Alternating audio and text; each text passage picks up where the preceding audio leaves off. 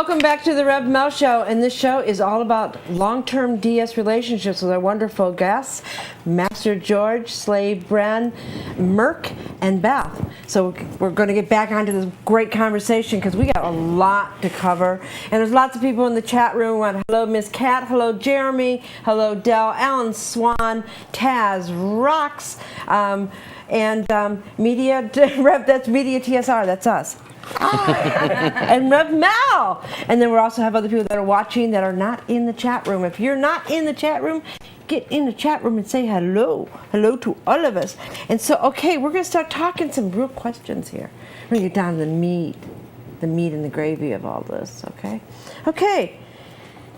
We're going to start out with Merc. In your opinion, what is the difference between DS and BDSM?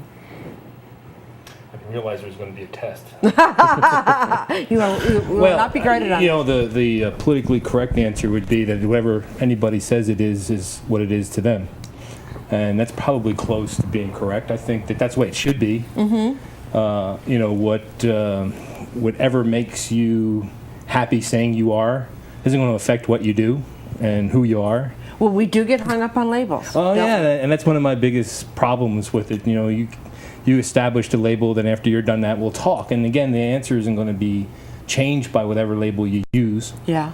You know, I might be sarcastic and ask you a question that's going to make you look like you're saying you're one thing when you're really something else, but it shouldn't bother you if you're confident enough to represent yourself. In your opinion, can you have DS and not have BDSM? Absolutely. Oh. Absolutely. It's not, one isn't relative to the other. The sensations are, you know, more related to the BDSM and the whips and the chains or the bondage or, you know, the feeling that you have. But, you know, the other side of it, DNS, there's couples that we know have no exchange of pain. And it's strictly under the, you know, the dominance and submission, do this and as I want it done, or, you know, the objectification, puppy play, anything kind of like that. But they don't introduce pain at all. Yeah. Whips and chains, oh my, oh my. So the same question to you. Same question. What is the difference between DS and BDSM to you? It's just your opinion. Yeah, it is. Everything I say is just my opinion. So let me get that politically correct thing out of there. Yeah, right. It is not. God is not speaking. That's right. But my God is. Good girl. Oh, good girl. BDSM, bondage, discipline, sadomasochism. That none of those things necessarily have anything to do with DS, dominant and submissive. Growing up, I saw nothing but dominant submissive relationships in the vanilla world, everywhere. In almost every relationship I've ever seen, somebody tends to be the leader. Somebody tends to be the decision maker. The other person tends to be the follower. Sometimes they try for egalitarianism and balance, but for the most part, you know, you decide, honey, or you decide, honey. I've seen that all along. So what we do, though, is we take that DS and we really codify it and go. Codify it. I like that word. We put it in play in an active, authentic, and embraced way. Dominant, submissive. I know my role and what I'm supposed to do. She knows her role and what she's supposed to do. If we happen to be also kinky, if we happen to like bondage, discipline, sadomasochism, all of those things can be in. You can have a dominant who likes to be a masochist as well. You may like pain. Would that be considered a switch, though? No.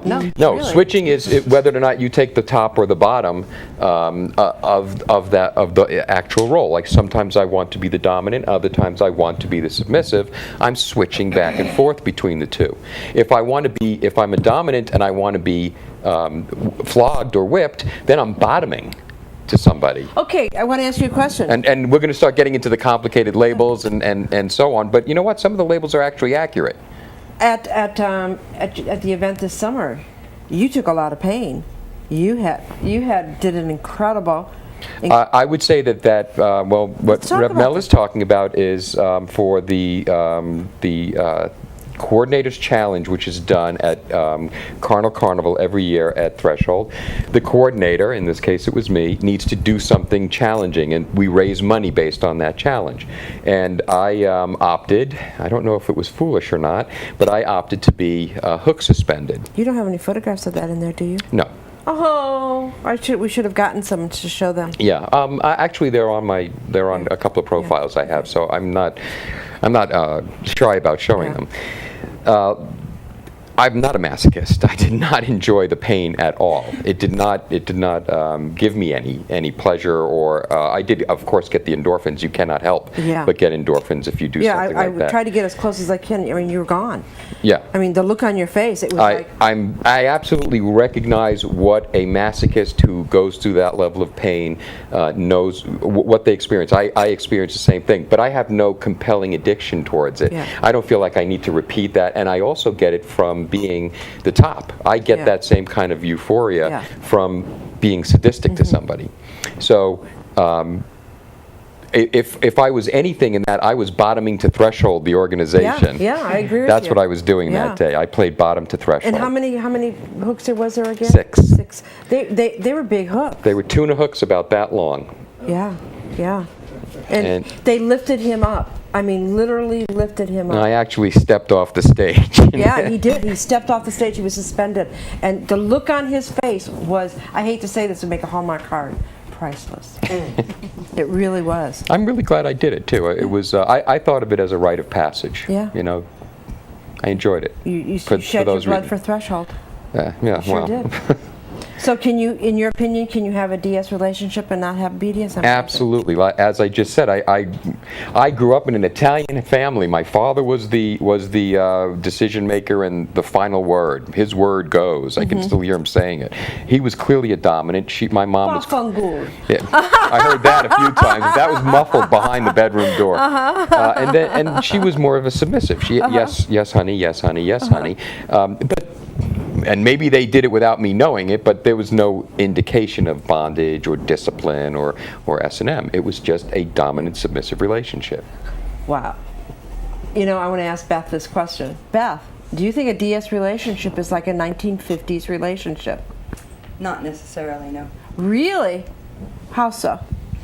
Not all 1950s relationships were the woman at home when the man going to work.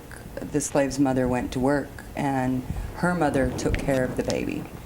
And she had a career, and she was very focused on that career. The only time she didn't enjoy her career was when she took time off to have little kids. As soon as they were big enough, she went back to work. Did they do that in the 50s? Yeah, it's happened. Did mothers work in the 50s? There were some. Nurses, teachers. Nurses, yeah. Oh, nurses, that's right. We had a lot of nurses. Nurses and teachers generally.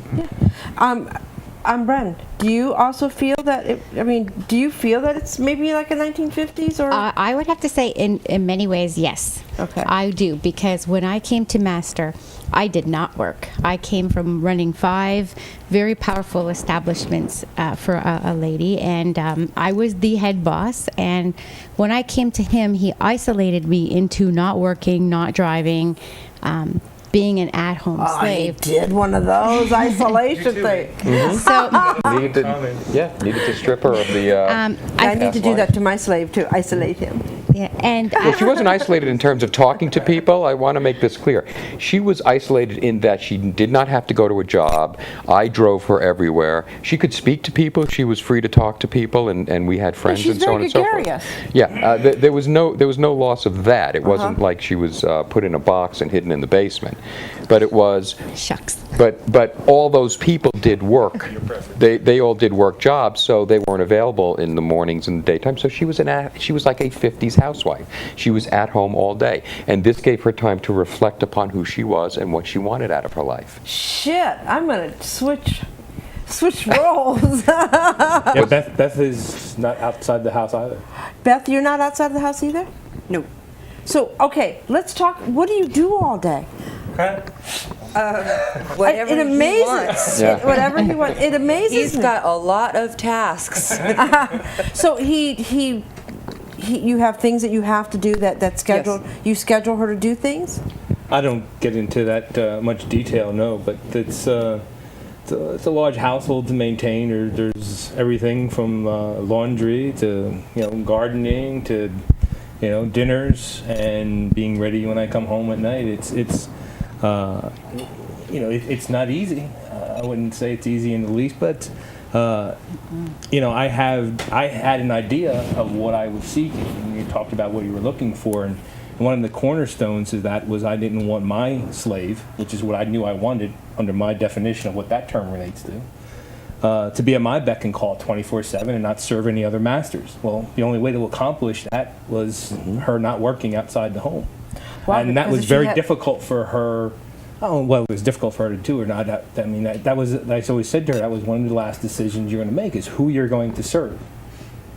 And that was the decision she made. Wow. That's something that was probably the most difficult thing to find a partner that would be compatible with that idea. Yeah. Because everyone has career in mind and other things they want to do, and she does a lot of things. Not that she's not isolated at all.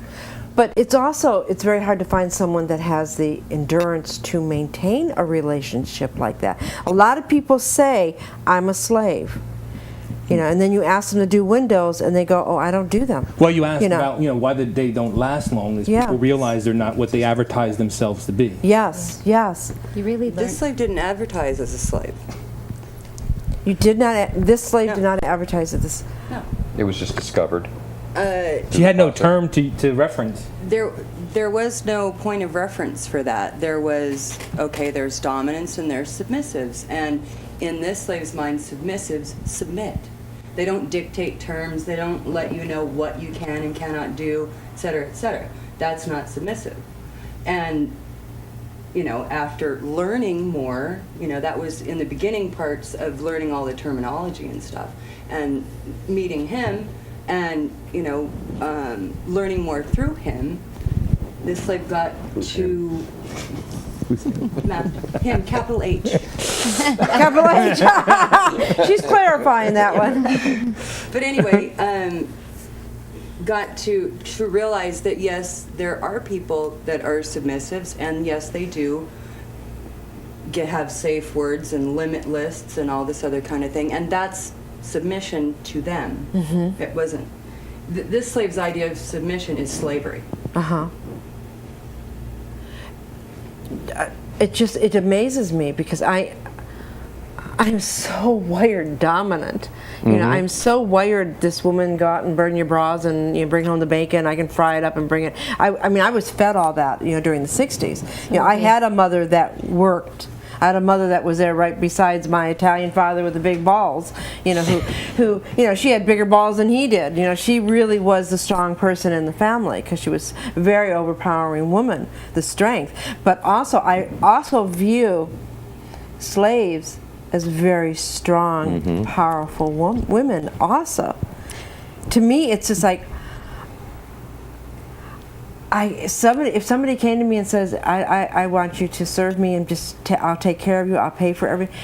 To me, I would shit a brick. I would break down, I would cry, I'd be hysterical. It would terrify me. Well, when I grew up, my dream was to just grow up. I'm very service oriented, so I just wanted to be a housewife to somebody. That's what I only could envision it as, because I didn't know what it was. But I didn't. But most housewives don't wear pink corsets. This one does. But when I grew up, I didn't want to go off to school and to go. I just wanted to be there to service somebody. I always knew I wanted to be a wife and at home person to take care of my family, children, if that was in my future. But if the career came, it was because I was forced to go that way, like you were, by women's liberation, and you have to reach for the stars and get what you need for your life. And those were not my first choices. My first choices would have always been to stay home and do this over anything. That was a dream to me as a little girl. And then being pushed by my family, you have to have the white picket fence, you have to have the education.